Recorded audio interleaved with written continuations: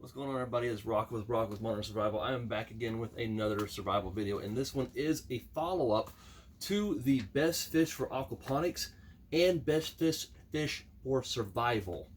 All right, we're going to talk about grow times and weights and stuff like that. Now, there's only about 5 on here. All right, so it's basically the top 5. I've kind of broken it down a little bit more. All right, so what we're going to do is these are the fish that we're going to talk about first, okay? A catfish. Now, what kind of catfish are we talking about? That's just it. There's a lot of variable of catfish out there, or a lot of varieties. The one we're talking about is a channel cat. All right, they grow fastest of all the other catfish. All right, they grow 2 pounds per year, and their spawning temperatures are early summer. Their water needs to be 68 to 70 degrees, and they start breeding basically at 70 to 74 degrees. That's when they breed the best. All right, their spawn ages are 3 years old, maybe 2 if you're lucky. All right, you heard a door shut. My son just walked upstairs. They spawn just like every most fish. They there's one fish in here that two fish in here that we're going to talk about, or two.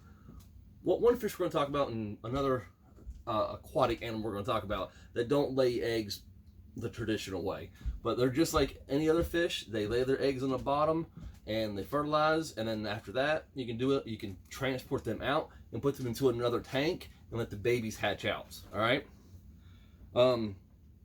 Rainbow trout would be the next one on the list. And now, if you're going to raise trout, one thing that you want to definitely learn and definitely do that I made a mistake with last time whenever I was trying to raise them is you want to make sure that you have a constant flow of water going around the tank. All right, they have to have water flushing through their gills constantly.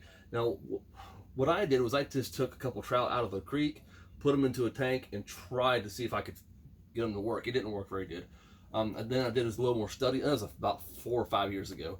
And I did a lot more studying on it and figured out what I did wrong. All right, and then that's exactly what I did wrong. I didn't have a pump pumping water through the system properly, making it just go around in a circle. They're 1 to 2 inches every month in the spring to the summer. So from May until like early September, that's whenever they're growing 1 to 2 inches every month. All right, so don't forget that. Their spawn temperatures are 42 to 44 degrees Fahrenheit. Yeah, I have my cane. Sorry, my back's starting to get a little stiff on me. Their ages for spawning are 3 to 4 years, and they always spawn in the springtime. All right, just like everything, just like the catfish. I cannot talk. They lay their eggs on the bottom, on the rocky surface. They fertilize them, and then they're good to go. Take them out, put them into a separate tank. Now we're going to talk about a bass, but what bass are we talking about? Smallmouth, largemouth, what? We're actually talking about a tiger bass. All right, the tiger bass is the fastest growing bass out of all of them. Their grows are 2 pounds per year. And their spawn temperatures are 55 to 65 degrees. Their ages are 3 to 12 months. That's whenever they spawn. A lot of times they start spawning when they're 5 months old. All right, so that's why that tiger bass is one of the best bass to raise, and probably one of the better fish to raise if you're out of all of them so far. Because if you want to have that, you can have that. Can't open it exactly how I told you how to open it. Okay, sorry about that. I had to pause it for a minute. Yeah, they're just like all the other fish. Once they spawn, and everyone out here has probably seen a bass spawn. They like to make their little hole, lay in it, and all that good stuff.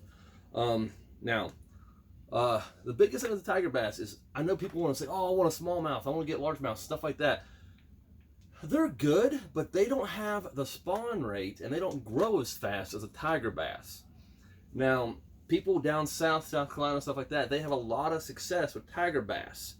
And if you want to really do aquaponics with a fish that's going to give you a high yield with meat, tiger bass is definitely the way to go because of their spawn time and their grow time. All right. Now, like me, I do like a good catfish. So if I wanted to, I would definitely grow some cats. But I like trout and I like bass. I like all the fish. It doesn't really matter. But if I was going to do one, it would definitely be tiger bass because of the grow rate and the spawn rate. Something a little off tradition is crawfish, river lobsters, stuff like that. Their time is 3 to 4 months to harvest.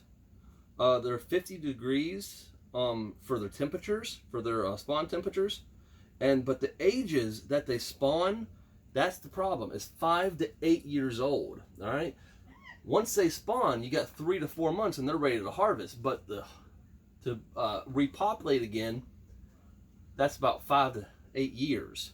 That's the problem right there.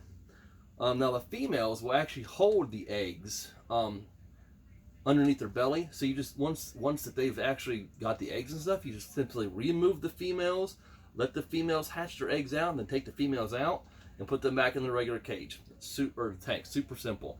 And they lay thousands and thousands of eggs. Every female will lay like 1,000 eggs. So if you got like 6 or 8 females ready to go, you've got 6,000 or 7,000 eggs right there of more crawdads ready to go, and you can harvest those in 3 to 4 months. So if you've got crawfish that are ready to go to be at breeding age, you're good to go. So you can really start it off good there. But if you don't, you got to wait a little bit. So it's kind of a catch-22, so to say. But if you want something just on the side, just to grow for survival situations, you could definitely go for that. I mean, they don't take up a lot of room. You do have to have certain amenities for them, and make sure that they definitely have a lot of air in the water. We've got to have a lot of bubblers, depending on the size of the tank. You know what I mean? Make sure they have a bunch of spots to live in, like put bricks and stuff in there for them to like crawl in. So they can, or little PVC pipes, tubings and stuff like that. They don't have to be super big. You can take a 10-foot and cut it every inch, and you got tons of it. So you're good there. They just have to have enough room so the males don't eat each other. That's one thing that you want to watch for. I will definitely try to make a video on how to make a proper one of those here soon if I'm able to. I'm waiting for back surgery right now, so it's kind of like it's not as easy as I'd like it to be. Now we're gonna move into one more thing. This is the last fish. It's called the Nile tilapia. We talked about tilapia in the last video, and if you want to, I'll try to put that video in the end of this thing so you can go look at it. If not, just scroll down and you'll find it.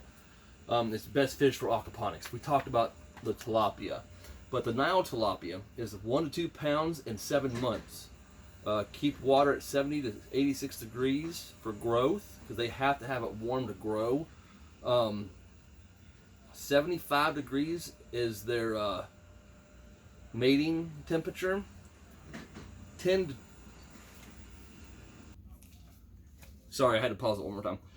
12 months is their breeding age. So their ages are better. They only take almost a year, and they're ready to breed. So their meat to breeding ratio is really amazing. Now with tilapia, most of the tilapia, not all of them, but some of them, and I'm not sure about the Nile tilapia. I tried to do my research on this one. I could not find anything on it. But the tilapia themselves will take the eggs after they've been fertilized. Either the male or the female can do it, and they'll just keep them rolling in their mouth the entire time. So they won't actually make a nest and put the eggs in the nest. They'll actually just keep them rolling around in their mouth the entire time before they hatch. So you kind of can just do with that as you will. If after they've fertilized and after the fish takes them and puts them in their mouth, you can remove that fish and put it into a separate tank. You just got to be super careful doing it. All right. Now we're going to talk about some food that you can feed these guys that I really hope this is actually working and didn't screw up. Easy foods to feed for free. All right. We have duckweed for one of them. duckweed reproduces really fast in the right conditions. In the wrong conditions, it takes some time. Worms, mealworms, soldier flies or maggots, just regular flies, pellets, of course you got pellets, beetles, frogs, minnows, and guppies. Now, one thing I wanted to say about the guppies, all right, because I've actually got guppies, and we're actually working on those right now. We're working on getting those to breed, so we can actually start feeding those to our turtles and our chickens that are coming. Now, the thing with guppies is they can reproduce every 30 days, and the ages for their breeding cycles are 10 to 20 weeks, and they breed for 3 years. So you got a fish right there that it's a minnow. If you absolutely have to, you can actually take it out and go fishing with it to catch bigger fish. But you can feed that fish to your little fish or your bigger fish, and you've got food right there going constantly. Guppies eat green food like spinach and lettuce and stuff like that. So if you're growing that kind of stuff in your garden, you can actually just feed it to your guppies, and you got free food for your guppies.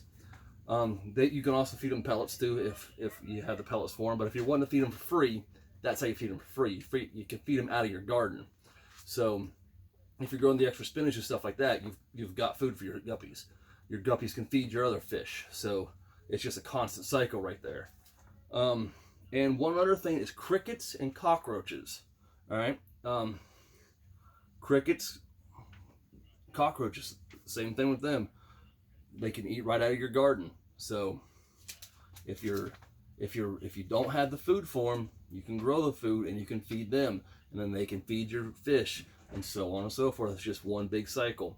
So you want to remember that. I think that is about it for the day.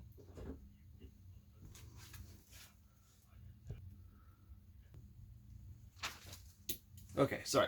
So I think that's about it for the video today. I'm sorry about the editing on this. I'm not actually able to edit right now because my computer is not allowing me to edit. It's not letting my my editing software to connect to YouTube for some reason. So I'm gonna have to do everything from my phone. So like always, I just want you all to run over to my TikTok, check it out. It's over on Paul Rowing 1983. And just like always, stay safe out there. Thank you for watching. If you have any questions, leave them in the comments. Make sure you hit that like, subscribe, notification bell, and just like always, have a good day and God bless.